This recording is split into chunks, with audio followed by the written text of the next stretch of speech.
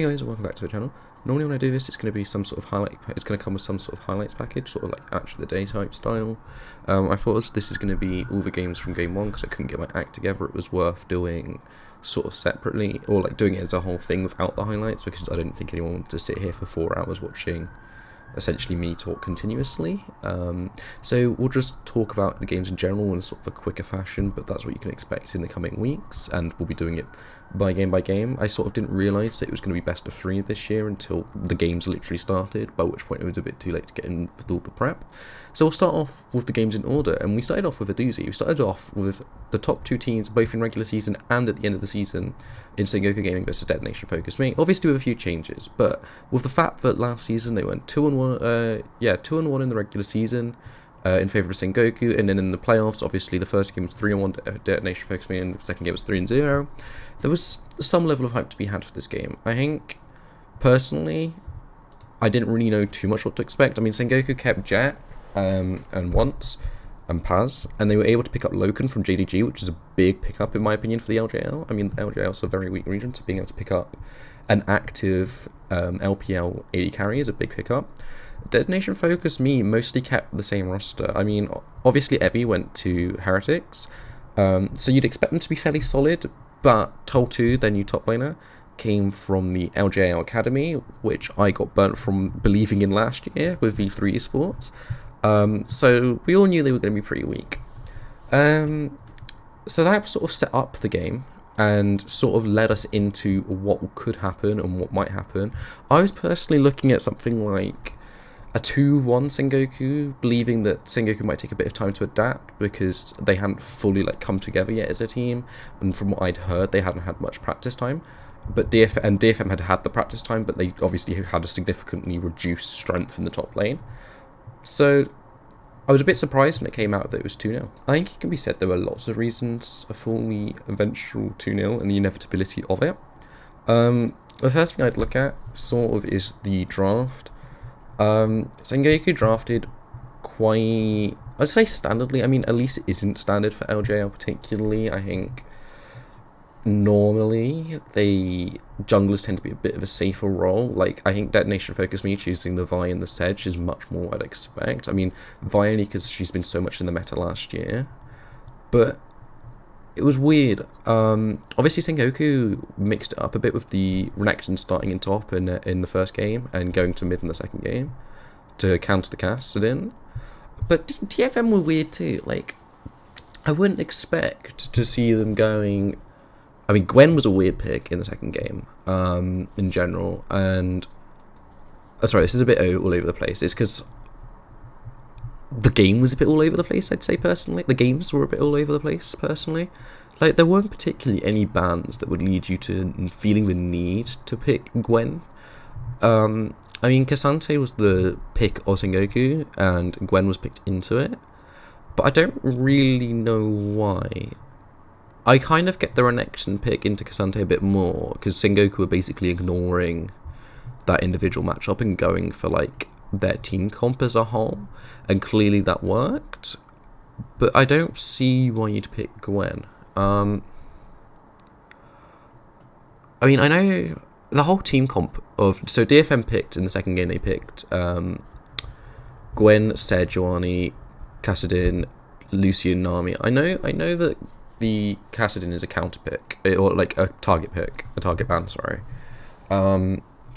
And along with the Rise, it was a target ban. And obviously in game 1, Sengoku really did focus mid lane with 4 mid lane bans. Which I guess is somewhat to be expected. I think, if we're being honest with ourselves, mid lane is definitely the strongest lane in LJL right now. And I guess with it being an ADC meta and ADC probably being the weakest role in the LJL, it makes sort of sense that we're not that as a region it's not conforming with the standard. Like, if you think about the top AD carry talent in the LJL before Loken, without Loken, like, in my opinion, we're looking at Utapon and Honey. And sure, Utapon was good, but when he went to Worlds, he was shit. Like, let's be honest. And Honey, even in the LJL, like, I get why Sengoku went with Vital, and I think Vital's got a new team. I can't remember whether Vital and Honey have gone. I'll I'll bring it up later in the video when I remember. Because Vital's on one of them's on an LJL team. I can't remember which one. But when you look at the LJL, like Vital and Honey, you got Marble, who's the future of the LJL, and I think he's going to be really good. I think he's definitely someone to look out for. I think he's definitely shown that of the LJL talents that have been promoted from Academy, he's definitely the strongest. I think there were others who I thought personally were pretty good, but don't seem to have the same backing. And you can see that's why he's at Hawks rather than sticking with V3, I think. Because V3 have definitely had to believe a bit more in the Academy than anyone else. But obviously, being associated with a school, they probably don't have as much money as the other organisations.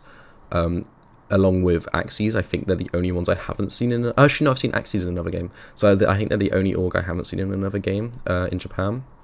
Which sort of tells you a lot of what you need to know about how much money they have. But yeah, so AD carry in general, going back to the AD carries, I think AD carries are quite weak in this region.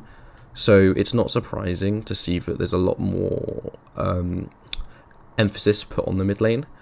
I think we can expect people against Sengoku, though, to be a bit more focused on Loken, because I think he is their star player. And he got MVP for that first game from the general public, or from the casters even. But he's only shown what he can do in a... I've forgotten her name. I've forgotten the really annoying chap's name. Oh my god. Zeri. Oh my god. I was thinking Xerath. And I'm like, that's not it. In a Zeri Yumi lane against a Lucian Nami lane. And like, there weren't too many bans in general, so it's interesting that both times that's what they opted to. And I know it's popular around the world, but I don't think those are the strongest AD carry lanes. I think there's better counters. I think it'll be interesting to see if you can play the other side of the matchup, if any teams opt into the other side of the matchup. Obviously, with Sengoku being on red side both times, it was DFM who definitely pushed the envelope and pushed them into that sort of matchup. But I don't know whether that's something that's going to keep happening or whether that's just a temporary sort of thing. So we'll definitely have to keep an eye out for that. Yeah, that's that game. Moving on to the next game, which is Crest Gaming versus Burning Core. Coming into this game, I didn't really know too much what to expect. I mean, with Burning Core, they finished in 5th, 6th in summer and 4th in spring last season. And they did change their roster quite a bit. They got rid of their main support, they got rid of their substitute support, and they got rid of their jungler. But CAD, I didn't know too much about CAD coming into it. But I did know he'd played in LLA and was Korean, so I assumed he was just a weaker import. And then Reina, their other sub, obviously played for the Hawks team alongside Marble last year, and before that he played for V3. And so he's even been to Worlds, so he's like a pretty decent veteran. So like, it's not like they made too many wholesale changes, so I expected them to be sort of a lower mid-tier team if I was going to have like an overall expectation. The team that I thought was more interesting personally was Crest Gaming Act. They've made some interesting pickups personally as an individual for me. Like, so they kept Nap and Cassin, and then they changed mid, bot, and support. And in mid, they picked up my boy Yujiro from V3. So that, I think he was one of the better V3 players, and I'm surprised V3 didn't try hard to keep him. We'll talk about V3's roster later. But I think he was definitely a big pickup for them. And then alongside Honey, who I think is a really, really good player and is very, very aggressive. I think that's two very good pickups. And then they went for their academy player Primo in support. And again, I've been burnt a bit by by the academy players, but I think academy this season's looked a little bit stronger. I think as supporting players, I think Yujiro and Primo can definitely help players like Honey and Nap take their game to the next level, even though they've been Honey hasn't been around that long, whereas Nap has, but like they've been sort of upper end of average for the LJL. So I think with Primo and Yujiro, they definitely have like an extra layer of growth that can come from playing alongside come from the rookie veteran dynamic, I think. And I think that definitely showed. Sorry, I'm getting ahead of myself there. And so my prediction for this game was a slightly biased one. I think I predicted Cross Gaming Act to win 2-1.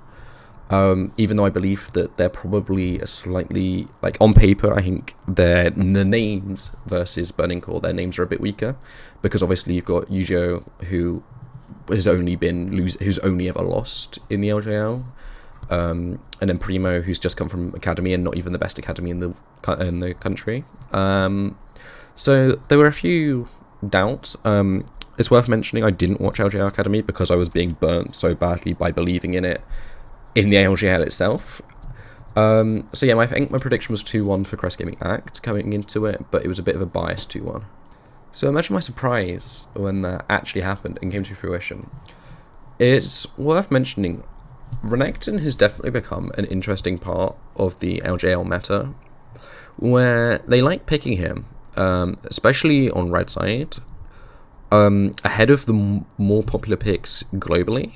I do think LJL tends to be one of the last regions to adapt, like even behind LCK. Like, I think LJL is like maybe 6 months behind Korea in terms of champ meta, but they have a lot more pocket picks. Or not maybe more pocket picks, but they pull them out more. Like, Renekton's been picked in the majority of games. Cassante only got picked up by DFM in the first day of games, because that's what these first 2 series are the first day of games, and he only ever lost. So I don't know whether other teams will be as willing to pick him up. Hopefully they are, because if they don't, that might put them quite a bit behind other regions, just because that's one less champ and it's a new champ, so he'll normally be strong for most of the year. He'll probably still be quite strong by MSI unless he gets heavily nerfed. I tend not to pay too much attention to patches, which, as someone who likes stats quite a lot, is probably a bad thing. But it's because I don't seem to be very good at initially realizing what the numbers mean relative to in-game. So I don't know. I don't know whether there's planned nerfs for him coming, which is why I don't make a very good semi-pro player. I rely on other people telling me. Something I need to change. But yeah, the drafts of this game were very weird. The thing I like about Primo coming in from Academy is he's gone for, I wouldn't say more daring supports, because like there's nothing daring about picking Lux, Karma, Ashe, but it's not like Nami or Yumi that we saw from DFM and Sengoku. It's not like the Nami. I guess it's a bit more like the Nami from Burning Core. It's a bit more like the Heimerdinger from Burning Core, where it's just a little bit off standard for the region, even if it's fairly common. It's a little bit more aggressive in terms of what sort of draft you're picking. Like, when I say aggressive in that sense, I don't mean it like you play in a more aggressive style or you're forced to play in a more aggressive style. I mean it more like you're deviating a bit more from what is standard play for the region, I think.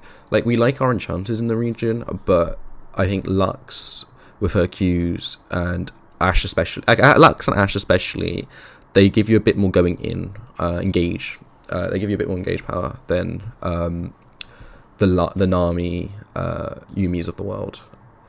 Not much more, but like the way I don't know really how to explain it.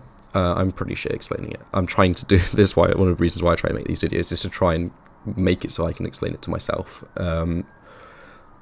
So yeah, I think it's interesting to see how much Rise Prior we're getting at the moment in the LJL. Obviously, he got banned in both games in the Sengoku DFM, and he's been picked in 2 of the 3 games for CGA Burning Core, and I think he was banned in the other. I just checked that. He was banned in the other game.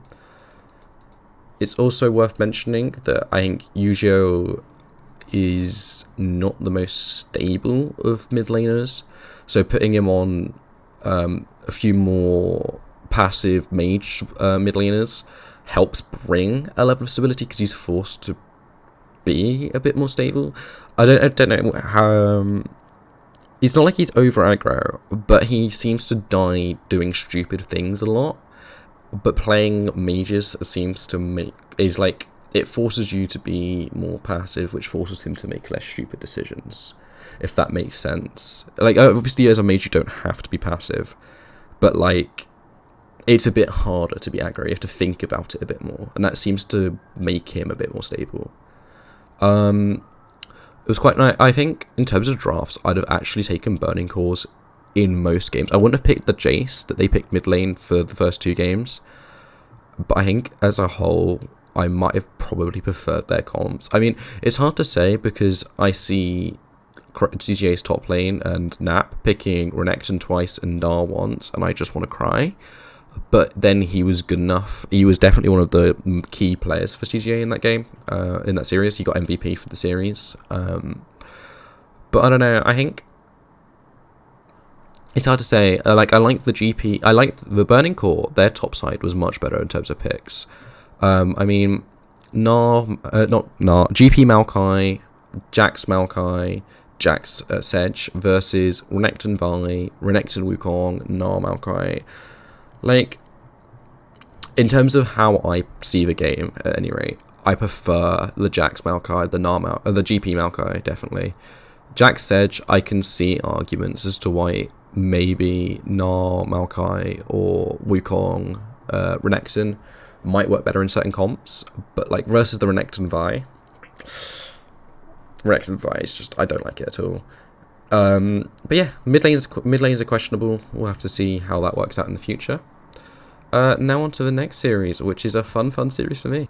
As I said, this was definitely a fun series for me. Axies last year had a decent, I personally think they had a pretty decent roster. Yellow Yoshi was a solid top laner. Swamp wasn't a bad jungler for the region, and Sangchu was a pretty average ADC, but he wasn't like lighting up the world for an import. So in their place, they brought in Eno in top, from what was Rascal Jester, is now Fennel. Decent pickup, I think. He's not going to take you further, particularly than they were. And then they've brought back Hoglet, who went out to All Knights to finish 7th in the LLA for a split. I don't know. I think I'd personally take Swamp over him. And then they brought in Chilney, who was, I don't know how much he played in the summer or spring for Hanwha Life, because he was also playing in Academy, and I don't watch enough LCK to pay attention to like a team finishing 10th in both Academy and Standard.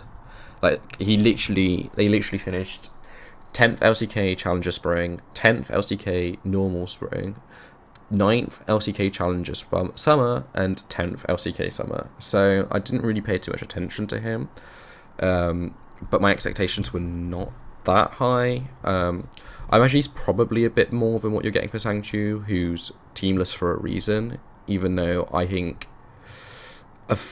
I'd have had higher expectations when he came into the league for Sangchu, if you know what I mean. But Axies has a decent roster. They kept in Megumin and they kept Dice, which always makes me happy. And then when you compare that with V3, who've just come off a really shit season, and they lost Unica, who I think arguably was better than a lot of other people do. He's still teamless. I think it's just travesty that he hasn't been picked up by someone. And then they lost Yujo, who was definitely their best player in mid, who's gone to CGA, as I said earlier. They kept up Washida, or Washi Days. He's now on Liquipedia, who I think was alright. I don't think he was one of their better players. They picked up HRK, who was on their academy this year and was previously on Rascal Jester Academy. I don't think he's going to be anything special. I think he's definitely a budget pickup. And then they picked up Ace, who had previously worked for them as a coach. He's been a player for them in the past as well. I think he's probably past his prime. And again, I'm going to say, I think another budget pickup, if I'm being honest. They managed to keep Dress Code, which I think is alright. He's nothing like Marble, who was their original academy player. And then obviously they kept Hetal from their academy again. I think V3 are going to have to settle for another dead last finish. I'm still a V3 fan, but I think they're going to have to settle for another dead last finish. And speaking of that, we'll have their results now. And I think, to be honest, this was as everyone would expect. Axies are probably still going to be one of the lower finishing teams, if I'm being honest with myself. They're not a strong side by any stretch of the imagination, but I think them winning 2-0 is exactly what you'd expect. Again, another game where teams refuse to switch bot lanes. Basically, this time at least Axies were on blue sides, so you could argue that it was just shitty banning, or V3 didn't have enough space to ban. But then when they only kept 2 bans over, and the other bans from game 1 were not results of changes that they made between game 1 and game 2. Like they were simply allowing new things. They weren't banning things that had caused them problems in game 1, in game 2. They look decent in game 2. I think game 2, like game 1's almost not worth talking about. Like, drafts were both pretty shy. I mean, Nars alright. I just don't think he's an answer into Cassante, which Axies did. He's alright into Cassante. I just don't like him into Cassante personally, but that might just be because I'm not a top laner. Maybe top laners, comment down below if you like the matchup more than I do. I really don't like the Rise pick from Axies. And then I'm just not as much of a fan of Lucian Nami as pro players seem to be. You guys will have to let me know if that's just me, if that's just a me thing, or whether that's something else, or whether it's just genuinely shit. Game 2, I think. Why are you picking Lee Sin LeBlanc as V3? Like, V3 had to win this game quickly. They picked Gnar, Lee Sin, LeBlanc, Lucian Nami. The only champ I don't like any of those champs currently. I think Lucian Nami's overrated. I'm not always the biggest fan of Gnar. I think Gnar's a bit like Lee Sin, where he's overhyped because of his R. It's not as bad as Lee Sin. It's not like Lee Sin, who I genuinely think should only be played by the goated players, like the truly goated Lee Sin players, like Bona, for example, or Ona. I mean, Axies drafts was still pretty shit. They had Wukong. They had Jax, Wukong, Rise, and then Zerayumi. But like, I just don't get V3's draft. It's not even like, I don't know. Axies are gonna, at least one thing we can take from this is Axies are gonna be easy to draft against in the future because they have the perma 1-2-3 of Varus, Kassadin, Ashe. And they also banned at least both times in 4-5 bans. So they seem to be the biggest like perma banners of anyone. I mean, V3, to be fair, did also ban Renekton twice, Azir twice, and Caitlyn twice, but not like in the same order. Or like they didn't have a repeated order to it. So apart from Azir, they only had the perma ban of Azir, but I think that's fair into Megumin because Megumin has shown for a while that he's quite a competent Azir player. So I don't think that's the end of the world. Well, it's like the 4 bans that Axies pulled out every time didn't make much sense to me. Chioni picked up MVP, which I find a little bit surprising. As I said, I didn't think he was someone I was gonna big up too much coming into the season, or coming in even into this game. And I still am not that high on him. I don't know where I'd put him. I might have to do some tier lists in the near future just to talk about where I put him. But yeah, I think he's pretty average. But I think for Axies, they needed to win this. I think if they hadn't won this, you'd be looking at them finishing last instead of V3. I don't think it makes me any more confident that they're gonna be like. They'll get top 6. They could get top 6 and get They could get top 6 and get playoffs, but they're not gonna get 5th. Like, they're not even gonna get 5th seed. And I don't think there's no way I can see them winning their opening game of playoffs. Like, that's the sort of state they're in. But yeah, on to the next game, which I think personally was one of the more hype games coming into the game. Obviously, you had the hype of DFM Sengoku coming into it, but obviously with the doubts lying over the head of DFM and the changes for Sengoku, like, there was an element to which maybe they're not as good as you think they are. This game for me was one of the ones I was looking forward to, for many reasons. We'll start off with the reason, maybe the doubts that were coming into my mind, which was through Fennel. So Fennel, for those that don't know, replaced Rascal Jester, taking their slot and their roster.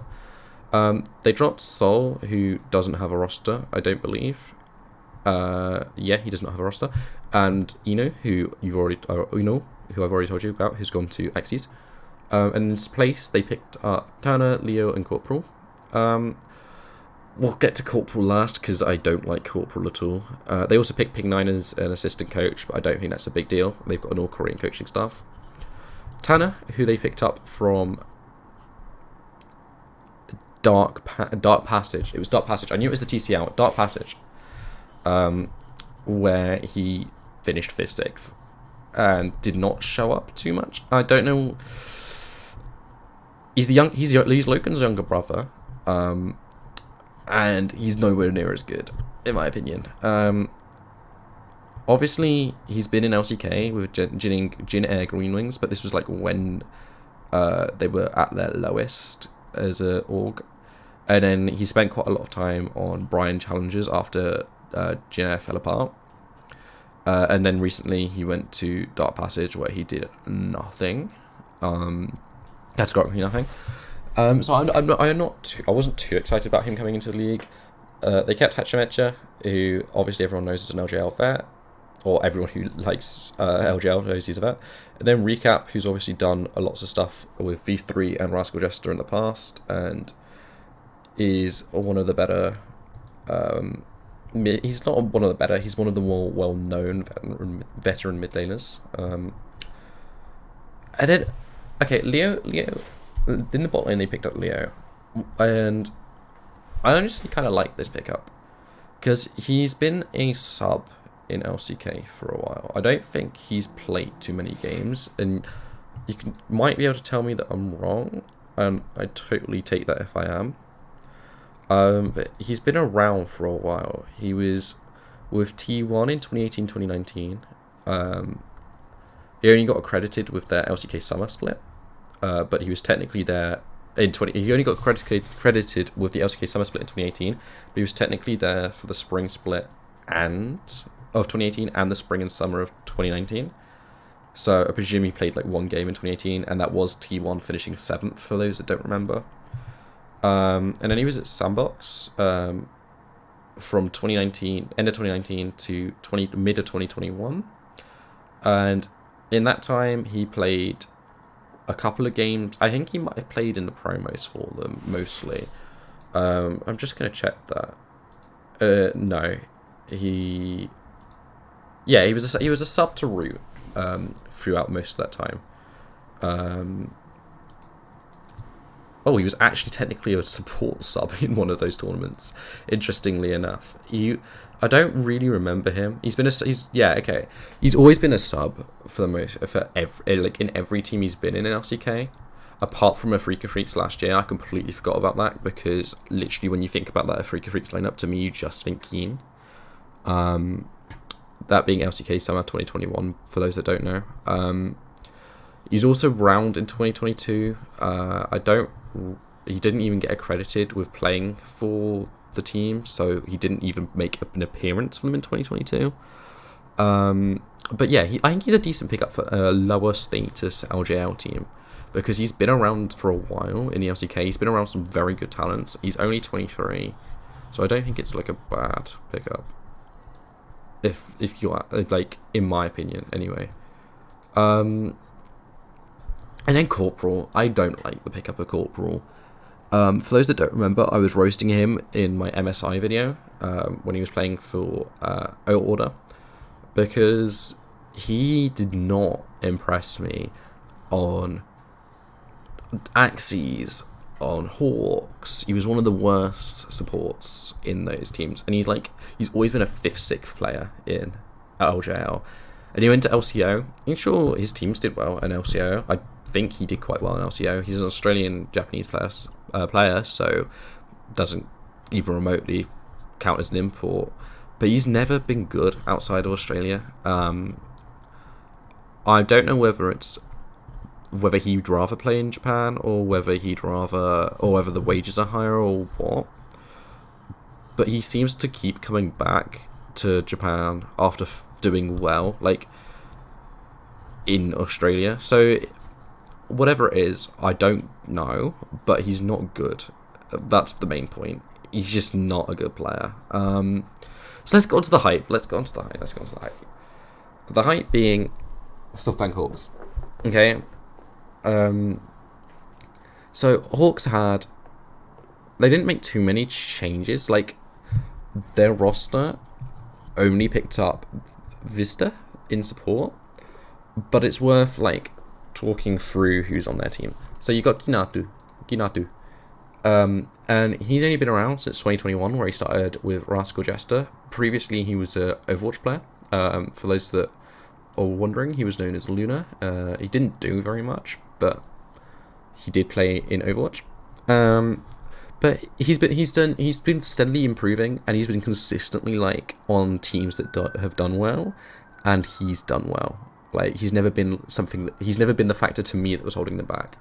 Then in jungle, they kept Blank, who obviously of T1 and KT Rolls to fame. He's also played for Sengoku in the past, and he's always been good. He's always been like, even though like obviously Japan's a step down from LCK, and the last time he was in LCK, he finished 7th both times in 2021. He's always impressed since coming to the LJL, and he's still clearly working hard, despite the fact that he's got very little to achieve relative to what he used to achieve. And then you've got Dasher. Dasher is the type of player to me who is like,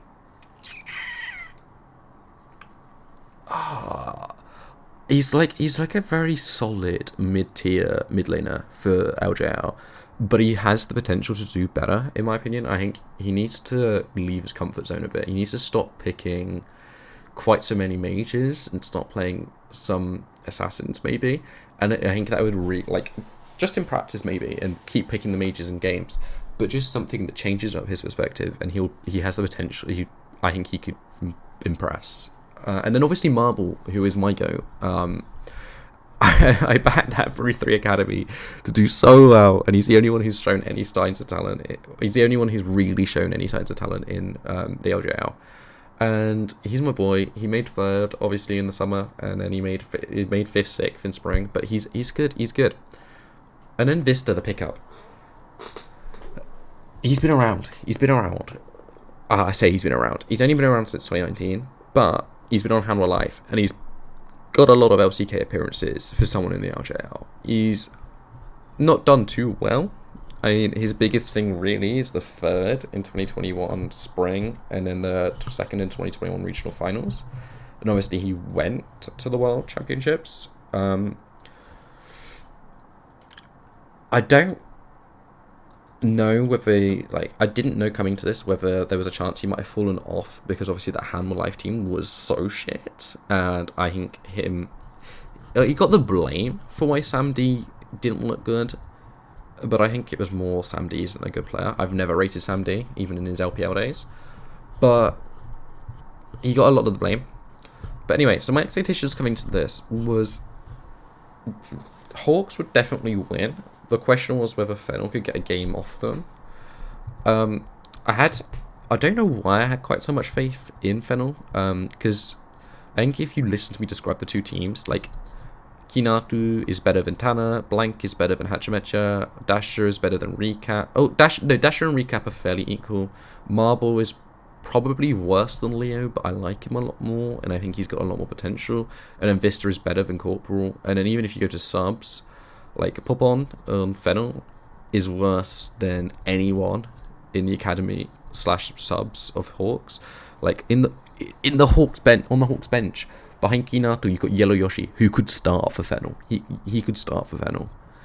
I don't know too many of the other subs. I don't know Anko-chan, Kaito, Howler, or Charlie, but I think genuinely most of those players could probably start. Charlie could probably start in support for them. As I said, I haven't watched too much LJL Academy, but they were all in the Academy last split, and I genuinely think he could start. So the question was, what would the score be? And we'll find out once I switch. I can't lie. I'm going to be honest with you. It did surprise me a little that the score ended up being 2-0. If I'm being completely honest with everyone, I did think that was a little bit surprising. Why did I think that was surprising? Because despite Hawks being a lot better on paper, they've never shown, a lot of those players in Hawks have never shown their full potential. Like, they've always been good, like, you've always seen them be really good for a large portion of the season and not, like, they'd still finish 5th. It was like Fennel have a lot of players who've done alright in, like, they finished 3rd. Like, they got a, like, when it's important when talking about LJL, that a lot of the time DFM are going to win, and then you've got a solid 2nd place team, and then you've got, like, teams that could finish 3rd. It's worth mentioning that for a team like Hawks, who've got a decent mix of veterans and rookies, that it's not uncommon, that they don't have anyone who's finished high.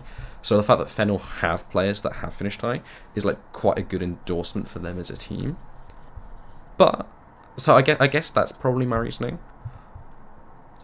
So let's talk about the games. I won't go too much into, like, what happened in the games.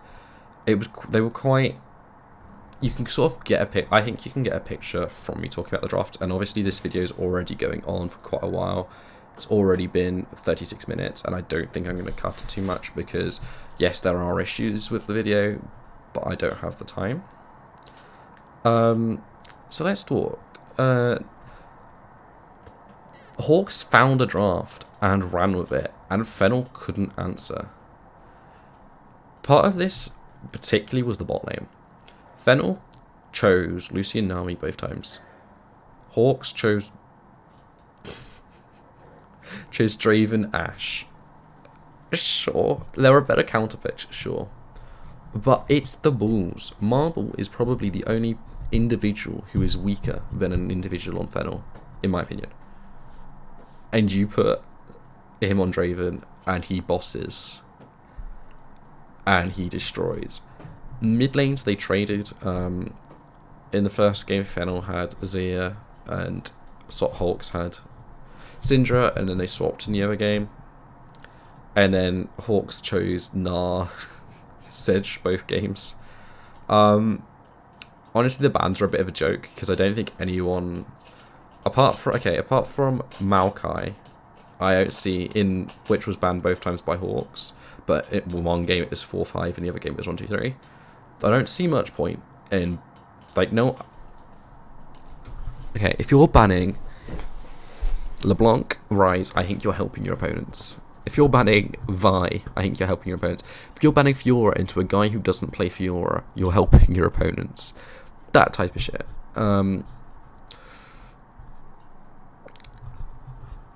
So, yeah, I think that's sort of what we'd expect. So let's go into the next round of games that I will be covering. We'll talk about the next week of games. I will talk about them individually a bit more during the recap that I'll do for them. But we'll start off with V3 Hawks. It's got to be a 2-0 Hawks. I'm sorry. As a V3 fan, that really hurts to say. It's got to be 2-0 Hawks. Hawks have just got better players across the board. They look cooler. V3 can't seem to get anything going. CGA TFM. Is it bad? I want to pick CGA. CGA. I don't know if I can do it, though. I don't know if I can justify it. Like, Nap is obviously going to dominate Tol2. But then, like, Steel Cassin, more even than most players with Steel, but still. Area Yu-Gi-Oh! I don't know if I can say Yu-Gi-Oh! It's going to compete. Utapon Honey. My boy Honey's got that, I think. I genuinely... Well, let's talk about it as a bot duo. Honey, Primo, Utapon Harp. I think I have to... You know what? I'm going to put my balls on the line and say... I'm going to put it out there and say DFM probably win that game. CGA probably win that game 2-1. And I know you're not seeing anything, so actually we might as well change that. But yeah, I genuinely think that CGA probably win that at the moment. DFM did not look good. Like, you can't be getting beaten in 22 minutes. Actually, no, I'm not going to. Sengoku are just that good. DFM win 2-1.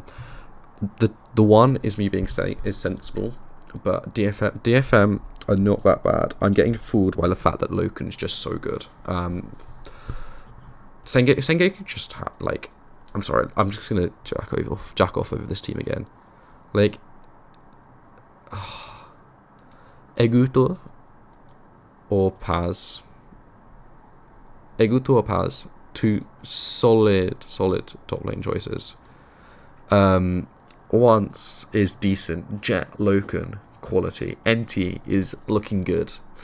Sengoku are just good. I think DFM beats CGI. Sengoku obviously slap Axies 2-0. Burning Call probably beat Fennel 2-1, if I'm being honest with you. I don't know. Yuhi. Recap Leo is so much better than Dice Yuhi. Depends on the draft. I'm still going to stick with Burning Call 2-1, because we're going to go from LJL magic, I think. CJ Hawks win that game 2-1, fairly comfortable. That's the 5th of February we're on now. I think Hawks win that 2-1, but it's like a nice comfortable 2-1. DFM v3, I think we all know that ends 2-0 to DFM. And that's it. If you enjoyed the video, feel free to give it a like. I'll see you in the next one, which will be a lot shorter.